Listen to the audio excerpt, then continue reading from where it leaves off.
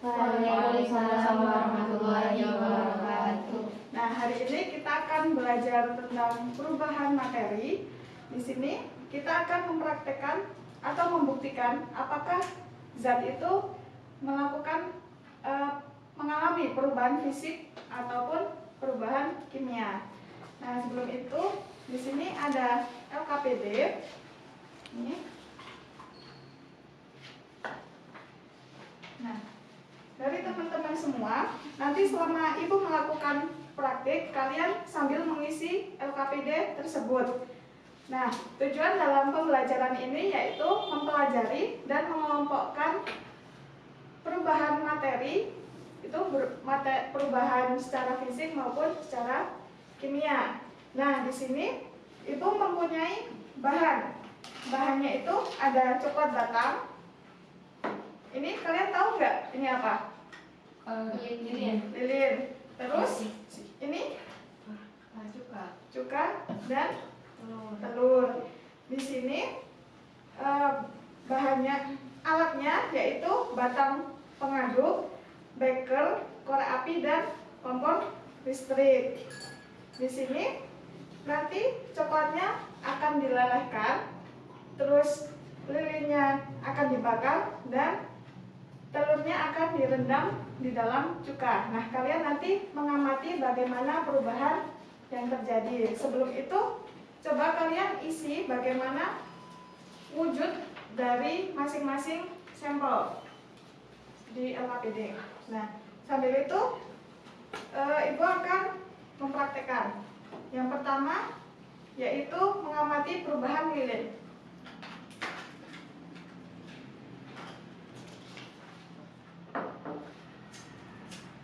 Nah, lilinnya kita bakar.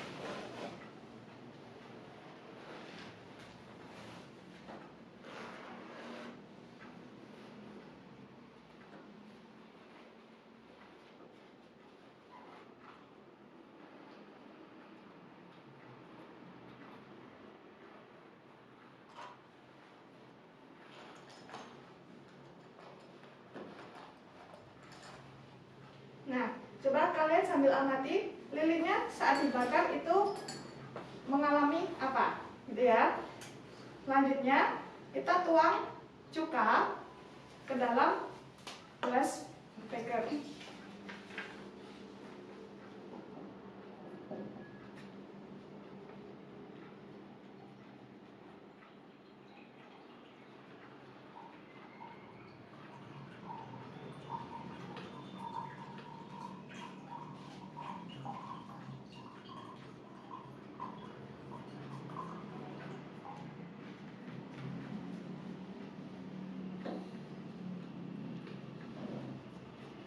Kita masukkan telur ke dalam gelas beker yang berisi cuka sambil diamati.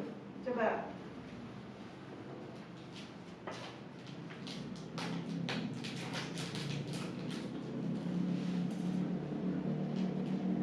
Sudah? Untuk lilin sudah? Nah.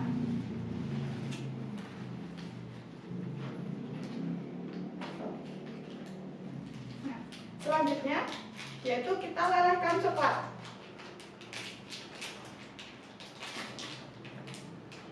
Kita ambil beberapa secukupnya saja.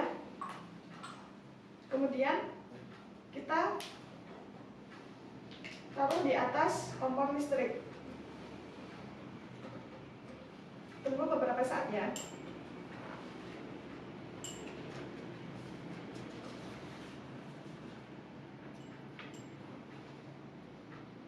Nah, untuk itu di sini teman-teman udah tahu belum perubahan kimia itu ada berapa jenisnya?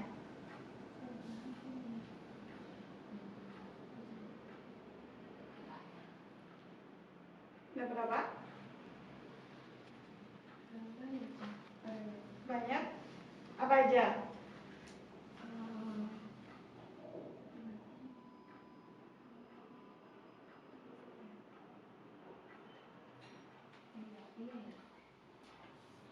Apa? Lupa, oh ya. Jadi perubahan materi itu ada dua, yaitu perubahan fisik dan perubahan kimia.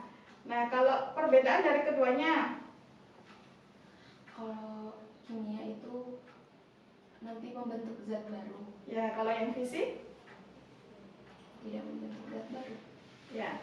fisiknya. Nah, ini coklatnya mengalami apa nih? Nih. Mengalami apa? Perubahan fisik. Perubahan fisik. Kenapa perubahan fisik? Karena hanya berubah dari padat mencair. Ya. Kalau lilin tadi Ini juga fisik. fisik. Kenapa fisik juga? Karena juga tidak membentuk zat baru, hanya dari padat menjadi cair. Hanya membentuk padat jadi Cair. cair. Nah, kalau telur yang direndam pada cuka, tahu nggak? Enggak, bukan kelihatan. Ya. Coba ada yang maju melihat ini. Ada? Silakan.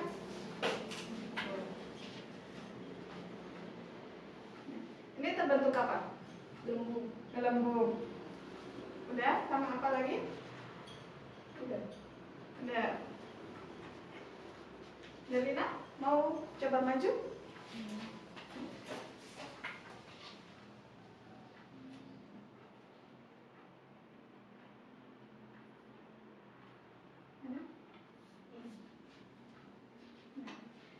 Nah, ada yang tahu nggak reaksi yang terjadi saat telur dimasukkan ke dalam cuka? Belum tahu. Belum tahu. Jadi, gue jelasin ya. Reaksi yang terjadi yaitu kalsium karbonat yang ada di cangkang telur saat ditambah asam cuka rumusnya apa? CH3COOH. CH3COOH. Reaksinya menjadi apa? Ada yang tahu? Saat kalsium dengan asam asetat?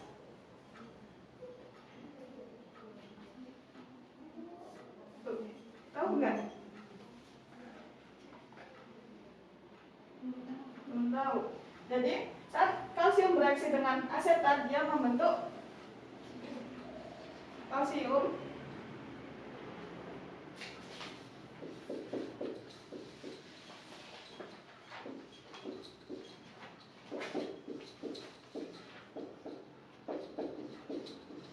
ini udah setara belum? Coba.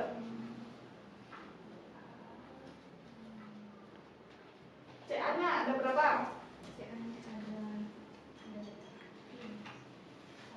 Satu. Terus CO-nya? CO-nya sama dengan 2.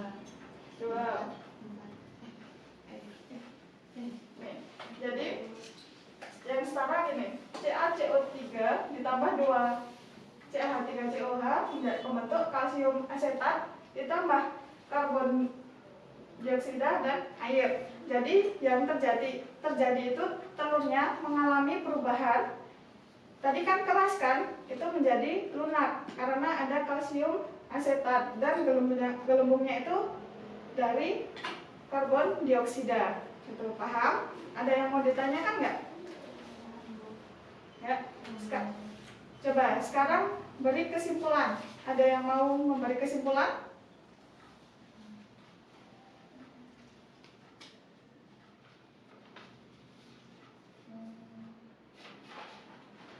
Ada? Coba Delina memberi kesimpulan.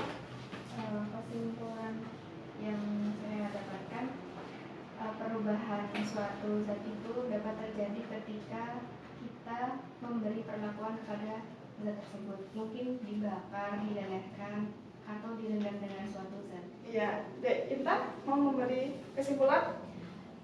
Jadi perubahan materi itu ada dua, ada perubahan kimia dan fisika. Ya, benar.